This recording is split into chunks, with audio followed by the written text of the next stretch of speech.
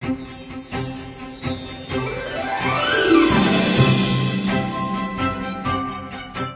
ini merupakan negara yang belum lama merdeka. Sebelum merdeka, negara ini merupakan bagian dari suatu negara namun memecah dan menjadi negara sendiri. Sehingga negara ini merupakan negara paling muda sedunia. Sudah merdeka bukannya mendapatkan kebahagiaan, tetapi negara ini malah harus mengalami perang saudara.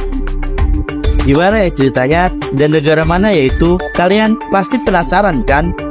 Kalau kalian penasaran, jangan skip video ini karena kita akan memberikan informasi secara detail. Selain itu, like video ini dulu dan subscribe channel Media Semesta agar kalian tidak ketinggalan info-info lainnya. Ada salah satu negara yang mendapatkan julukan sebagai negara paling muda di dunia. Hal itu dikarenakan negara ini baru saja merdeka pada tahun 2011, waktu yang cukup muda untuk negara merdeka. Nama negara tersebut adalah Sudan Selatan. Negara yang ibu kotanya berada di Juba ini awalnya merupakan bagian dari negara Sudan. Tetapi karena adanya perang besar dalam beberapa dekade, membuat negara ini memecah dan memutuskan membuat negara sendiri.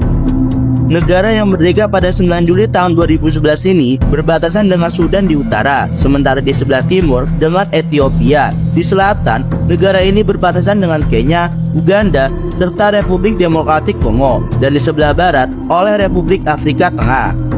Kalau di negara Sudan, mayoritas penduduknya merupakan Muslim. Beda halnya dengan Sudan Selatan yang penduduknya bermayoritas Kristen dan animisme. Selain pernyataan tadi, ternyata negara Sudan ini memiliki fakta-fakta yang mungkin jarang orang tahu.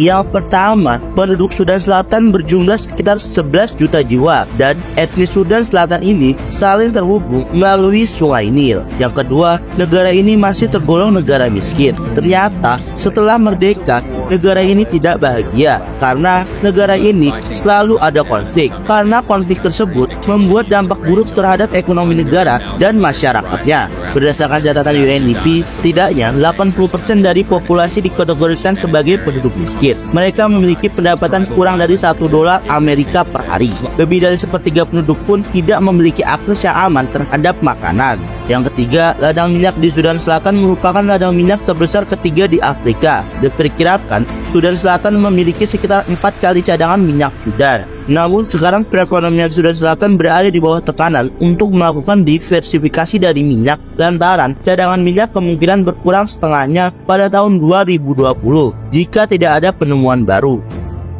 Walaupun negara ini terbilang negara miskin, tetapi negara ini memiliki wisata yang mungkin akan menarik perhatian orang untuk berkunjung. Di antaranya ada Taman Nasional Bani Nilo di wilayah Khatulistiwa Sudan Selatan. Taman ini didirikan pada tahun 1992. Taman ini terletak di daerah berhutan dekat Sungai Nil Putih. Luasnya lebih dari 10.000 km persegi. Selain itu, ada juga Pegunungan Imatong yang sebagian besar terletak di ekuator timur di tenggara Sudan Selatan, lalu meluas ke wilayah utara yaitu Uganda. Dan kalau kalian berkunjung ke negara ini, cobalah kuliner tradisionalnya yang bernama Sayah. Sayah adalah hidangan tradisional yang berasal dari Sudan Selatan dan terdiri dari daging yang ditumis. Hidangannya bisa diolah dengan daging domba, sapi, atau kambing, dan biasanya dibuat untuk acara-acara khusus saat keluarga menyembelih hewan. Itulah fakta-fakta yang ada di negara termuda di dunia. Apakah kalian berminat ke sini? Kita doakan semoga negara tersebut dapat terlepas dari garis kemiskinan dan konflik yang ada di negara Sudan Selatan cepat selesai. Terima kasih sudah menonton video ini sampai habis. Sampai jumpa di video selanjutnya.